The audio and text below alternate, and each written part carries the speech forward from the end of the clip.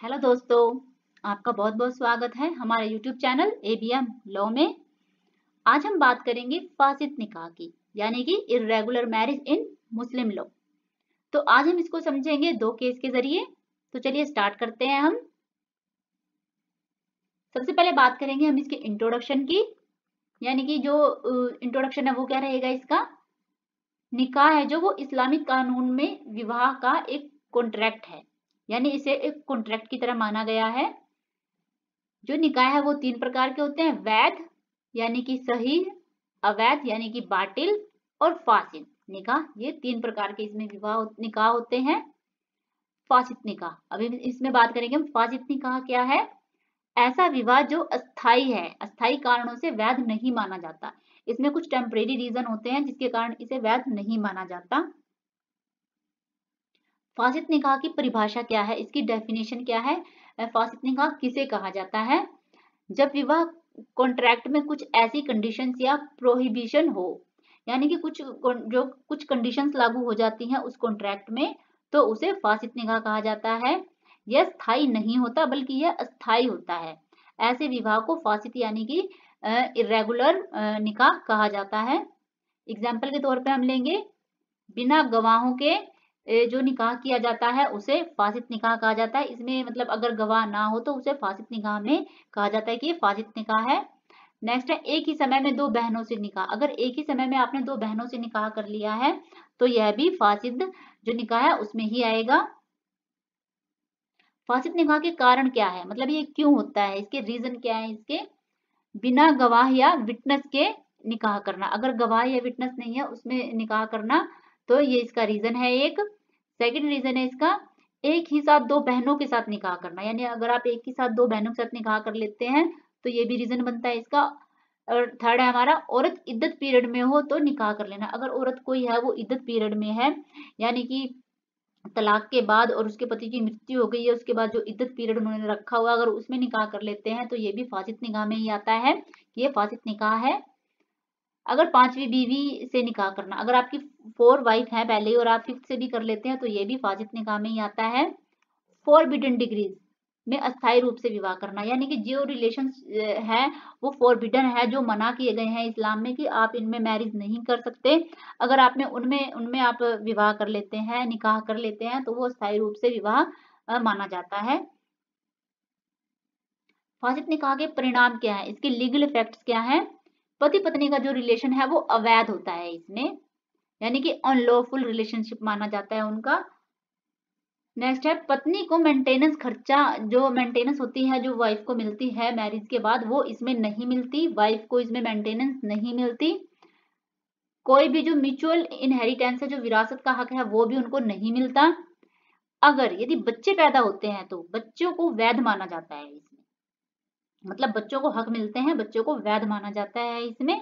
ऐसा विवाह डिसोल्व यानी कि खत्म करना बहुत ही आसान होता है। बच्चों की स्थिति, अब अगर ऐसे विवाह में बच्चे पैदा होते हैं तो उसका उनकी क्या स्थिति रहेगी? जो फासिद निकाह है, अगर इसमें बच्चों का जन्म हो जाता है तो वो वैध ही माने जाते हैं, उन्हें लीगल माना जाता है, लेजिटिमेट माना जाता है उन्हें। बच्चे को पिता से इनहेरिटेंस यानी कि विरासत का हक मिलता है। बच्चे को वो सारे राइट्स मिलते हैं जो कि एक वैध विवाह में मिलते हैं, यानी कि बच्चे को जो पिता से जो भी कुछ मिलता है उसको विरासत में, उस पर बच्चे का पूरा हक होता है। यह नियम मुस्लिम कानून में बच्चों की सिक्योरिटी के लिए है। यह इसलिए किया गया है कि जो बच्चे हैं उन्हें सिक्योरिटी मिले मुस्लिम लॉ में, ताकि बच्चे को आगे कोई प्रॉब्लम ना हो, कोई भी किसी भी प्रकार की परेशानी ना हो। सुधार, इसमें क्या सुधार की जरूरत है?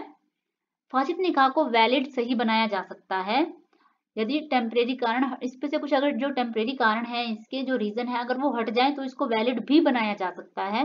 एग्जाम्पल के लिए, इद्दत का जो समय है वो अगर वो समाप्त हो जाता है तो वही निकाह फिर वैलिड हो जाता है।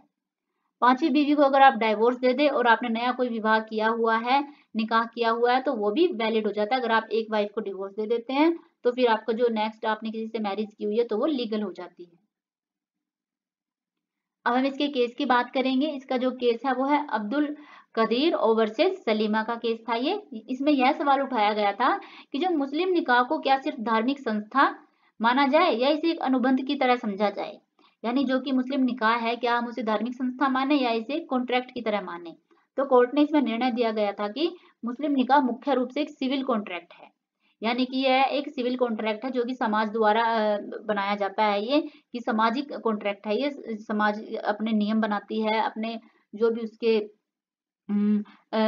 समाज एक लोगों के लिए जो भी तैयार की चीजें करती है, उसमें इसको एक सिविल कॉन्ट्रैक्ट की तरह माना गया है कि ये दो लोगों के बीच में एक कॉन्ट्रैक्ट है, एक अनुबंध है। इसमें ऑफर होता है, ऑफर भी होता है इसमें, एक्सेप्टेंस भी होती है इसमें, और फ्री कंसेंट भी होती है इसमें। यानी इसमें ऑफर भी किया जाता है और वो एक्सेप्ट भी करते हैं, दूसरी जो पार्टी है, जो भी लड़के वाले या लड़की वाले जो भी है वो एक्सेप्ट भी करते हैं।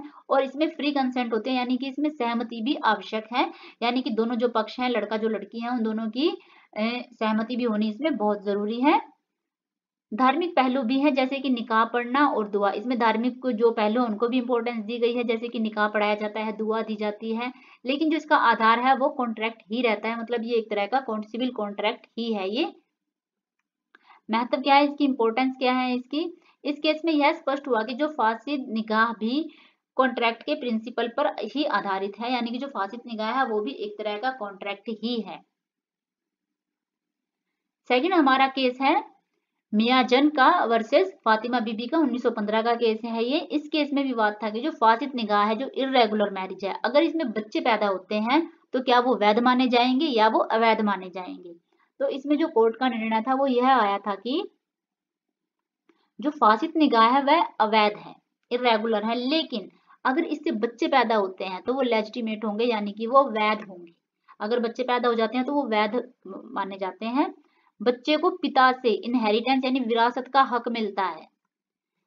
मैरिज तो ये इरेगुलर है, अवैध है, लेकिन जो बच्चे पैदा होंगे वो वैध होंगे इसमें, और उन बच्चों को विरासत का जो भी उसके फादर की जो विरासत है वो उस बच्चे को मिलेगी।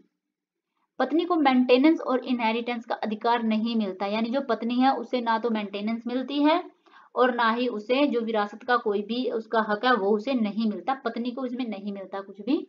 तो इसकी इंपॉर्टेंस ये थी कि इस केस ने बच्चों के जो अधिकार है उसको सुरक्षित किए थे, यानी इसमें जो बच्चे पैदा होते हैं उनके जो अधिकारों ने सुरक्षित किया गया था कि नहीं, बच्चे को ऐसे नहीं छोड़ सकते हैं, बच्चे को हक देना पड़ेगा, उन्हें विरासत का भी हक मिलता है और वो वैध भी होते हैं।